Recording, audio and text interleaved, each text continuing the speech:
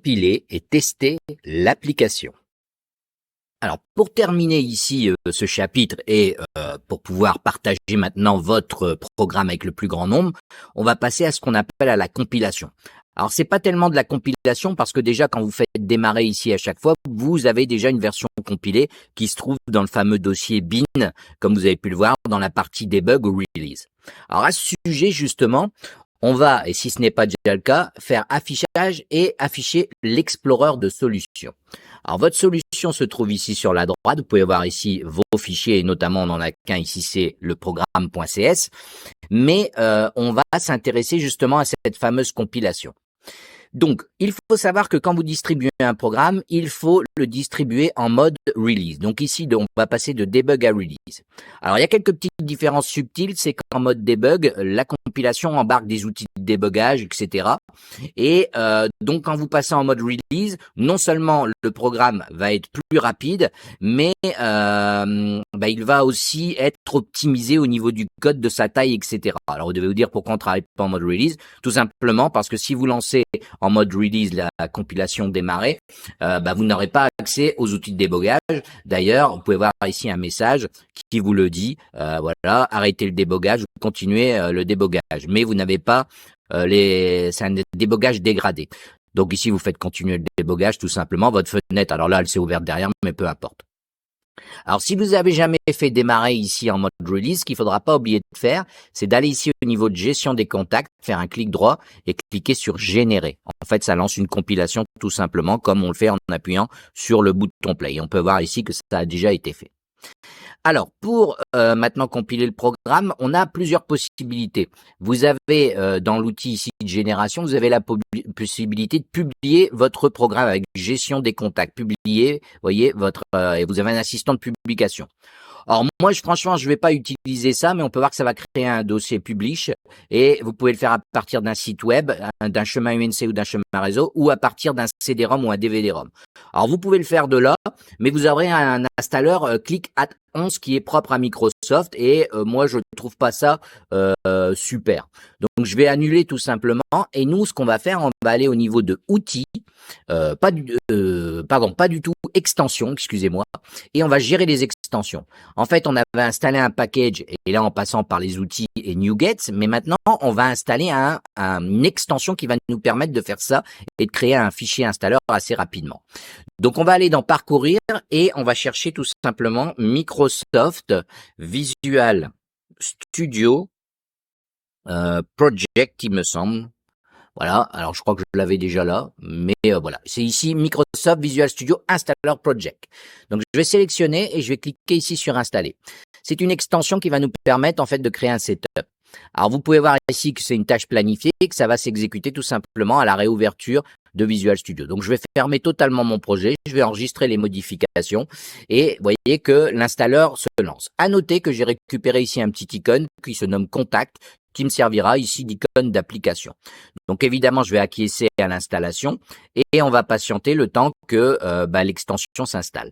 Évidemment, je vais choisir ici modifier, je vais demander que ça modifie tout simplement mon projet et que ça installe cette extension. Voilà, c'est terminé, donc je fais close et maintenant je peux réouvrir mon projet. Alors maintenant que l'extension est installée, on va pouvoir tout simplement créer un nouveau projet dans notre solution pour justement créer ce fichier setup. Donc je vais aller tout en haut ici au niveau de l'explorer de solutions, je vais faire un clic droit et je vais aller chercher ajouter et je vais prendre un nouveau projet. Là, on peut voir la fenêtre qui s'ouvre comme habituellement. Moi, je l'ai déjà ici dans mes modèles récents, mais vous recherchez tout simplement ici Setup. Vous pouvez voir que vous en avez 3 qui sortent. Le Setup Project, ici le Web Setup Project, ici un Wizard. C'est tout simplement quelque chose qui va vous aider à construire, mais franchement, c'est pas très compliqué et le mieux est de le faire manuellement. Donc, on va faire suivant. Alors maintenant, ça me demande tout simplement le nom de ce projet. Donc, moi, je vais l'appeler carnet d'adresse Setup. Carnet, pas carnet d'adresse, carnet de contacts, on avait mis, voilà, de contacts. Et je vais mettre setup à côté. Et je vais le loger dans le dossier habituel, ça va être un dossier séparé. À partir de ce moment-là, on peut voir qu'on a 2 solutions d'ouverture. Vous pouvez voir que j'ai le petit ascenseur et j'ai aussi celle-ci. Alors, pour simplifier les choses, je vous conseille ici de la mettre en plus petit, ça sera un peu plus simple. Donc, on va d'abord se rendre dans Application Folder. Vous en avez 3. En fait, ça, c'est le dossier de l'application. Là, c'est le bureau de l'utilisateur. Et là, c'est le menu démarrer de l'utilisateur. Vous allez voir que c'est pas bien compliqué. On va d'abord prendre Application Folder. On va faire ici un clic droit et on va faire Add et on va prendre Sortie de projet. En fait, ça va prendre la sortie du projet. On va choisir sortie principale. En configuration, on va laisser actif et on peut voir que ça va contenir les DLL ou l'exécutable généré par le projet. Donc, on va faire OK. Et là, on peut voir qu'on a pas mal de choses. On a ici la sortie principale de notre projet et on a quelques DLL. Alors attention, ici on va avoir un petit souci. Si on compilerait à ce moment-là et qu'on essaierait le programme, on aurait un petit plantage. Pourquoi? Parce qu'on a installé des packages NuGet avec ici notre système data SQL et il nous en manque une qui est importante pour fonctionner correctement. Donc comment on va faire? On va simplement aller la chercher. Alors ça, c'est des choses qui peuvent arriver quand vous utilisez des packages NuGet. Donc moi, ce que je vais faire, je vais aller au niveau de la solution ici. Je vais sélectionner la solution gestion des contacts. Je vais faire un clic droit et là, je vais aller en bas pour ouvrir le dossier dans l'explorer de fichiers. Donc à partir de ce moment-là, je me retrouve bien dans mon dossier ici de gestion des contacts. Je vais aller dans Package. Je vais aller ensuite dans Subsystem Data SQLite Core Net Frameworks. Et là, on va aller dans les Build. Et vous pouvez voir que vous avez ici les points net. Et moi, je vais prendre net 46, la plus haute. Et on va aller chercher la X86. C'est celle-ci qui fonctionne. Et là, on peut voir qu'on a bien ici SQL interrupt.dll. Donc, je vais la glisser dedans tout simplement. Voilà. Donc, ça, c'est fait. Alors maintenant, ce qu'on va faire, c'est qu'on va créer un raccourci. Alors pour créer un raccourci, on va simplement prendre ici la sortie principale du fichier gestion des contacts et on va faire Create Shortcut. Et là, vous pouvez voir que j'ai un shortcut qui est ici, qui est actif. Et ce que je vais faire, je vais le renommer en ce que je veux que justement ce soit au niveau de mon programme. Donc je vais l'appeler ici carnet de contact. Voilà, et je valide. Donc j'ai ici cette icône. Alors cette icône c'est très bien, mais en fait moi ce que je veux, c'est, il pourrait rester dans ce raccourci dans le dossier de l'application, mais ça n'aurait aucun sens. En fait ce qu'on va faire, c'est qu'on va le mettre dans l'user desktop. Donc ce qu'on va faire, c'est faire un clic droit, on va couper maintenant ce raccourci et on va le coller ici. Donc ici coller. Maintenant j'ai bien ça. Alors, vous pouvez voir que là, on a fait le plus dur. En fait, si on veut aussi ajouter dans User Program Menu un raccourci, on va recommencer l'opération. On ne peut pas faire de copier-coller. Comme vous voyez, c'est des couper-coller. Donc, du coup, on va reprendre ici ça, on va couper et on va le recoller. Voilà. Alors, attention. On va quand même venir ici au niveau de carnet de contact. On va faire un clic droit et on va faire fenêtre propriété. Pourquoi? Parce que vous pouvez voir que vous avez des propriétés ici qu'on ne va pas modifier, hormis celle de l'icône. Parce que vous pouvez voir que l'icône n'est pas bonne. Donc, je vais tout simplement ici faire la petite liste, faire un browse.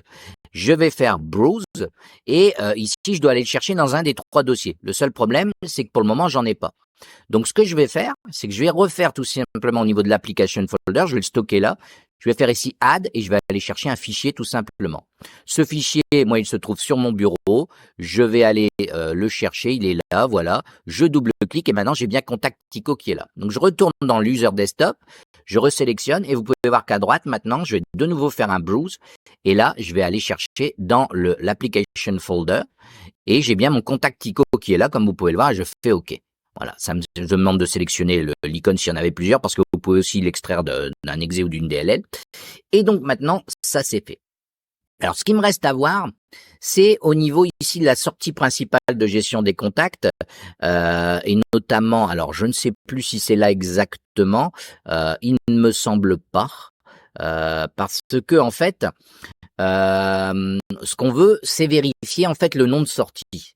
Alors c'est ici. Vous voyez que si je clique sur Application Folder et que j'agrandis un petit peu ici, on va avoir ici Product File Folder de l'utilisateur, entre crochets Manufactured et Product Name.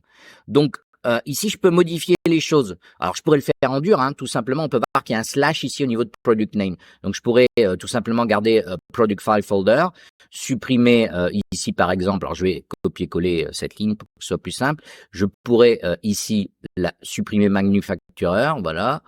Et je pourrais supprimer aussi ça et mettre ici mon app ou tout ce que vous voulez.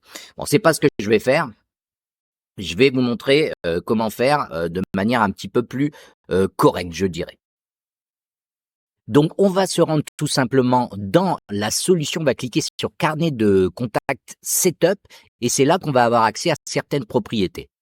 Donc, dans le carnet de contact setup, c'est-à-dire dans la solution directement, je clique dessus. Là, vous pouvez voir la description que je peux renseigner. J'ai l'auteur. L'auteur, c'est Parrain Jean-Philippe. Et là, on peut voir qu'on a mis mon adresse mail. Mais j'ai ici le manufacturer, qui est mon nom aussi, mais ça pourrait être, par exemple, tout simplement, Parsoft, voilà, qui serait tout simplement ma société de développement. Et je peux y mettre ici le product name, qui est carnet de contact setup. Or, je veux pas ça. Moi, je veux carnet de contact pour le dossier, tout simplement. Voilà. Et le title, vous pouvez voir que c'est carnet de contact setup. Voilà, on peut l'enlever aussi si on veut. Le setup, ce serait un petit peu plus propre. Donc maintenant, on a fait le plus dur. Regardez ce qu'on va faire. On va juste maintenant générer cette solution. On va faire un clic droit sur notre carnet de contact setup et on va faire ici générer. Vous allez voir que dans le bas, ça va travailler un petit peu. S'il y a des alertes, elles seront renseignées là. Mais là, ici, on peut voir que apparemment, je n'ai pas d'alerte. Et maintenant, il nous reste tout simplement à aller chercher cette solution. Donc, on va faire un clic droit, ouvrir le dossier dans l'Explorer de fichiers et je peux baisser cette fenêtre. Alors, vous pouvez voir que dans ce dossier, j'ai tout simplement maintenant dans Debug, si j'étais en mode Debug, là, je suis en Release. J'ai bien ici le fichier Setup et le carnet de contact Windows Package, Package Windows Installer. Alors, c'est les deux mêmes en fait. Ici, Setup va lancer ça. Donc, ce que je vous conseille de faire, moi, c'est tout simplement de supprimer celui-ci et de n'avoir qu'un seul fichier à transmettre. Donc là, on va l'installer ensemble. On peut voir que si je clique, j'ai bien ici le programme d'installation, on va guider, donc les étapes classiques. Suivant, on peut voir que j'ai bien ici ces programmes Felix 86 Parsoft carnet de contact. Je peux l'installer pour tout le monde ou seulement moi. Suivant, je fais suivant. Je valide, j'autorise, et puis là, voilà, on peut voir que j'ai installé et j'ai ici mon carnet de contact qui fonctionne tout à fait convenablement. Alors évidemment, maintenant, il faudra évidemment ajouter des options. On avait mis Gates, voilà, on va mettre Gates, Bill, parce que là, je n'ai plus de base de données. Et je vais mettre Bill at Microsoft.com, voilà. Et on peut voir que ça fonctionne. Si maintenant je liste les contacts, on peut voir que la base de données a bien créé, tout a bien été créé, tout fonctionne convenablement. Donc voilà comment vous pouvez compiler un programme de manière, je dirais, assez pro et pouvoir maintenant le diffuser au plus grand nombre. Alors évidemment ici c'est un programme en mode console, mais on va continuer à apprendre des choses avec le C#, on va évoluer. Ensuite on va voir comment on peut gérer et créer des interfaces graphiques. Le principe sera exactement le même.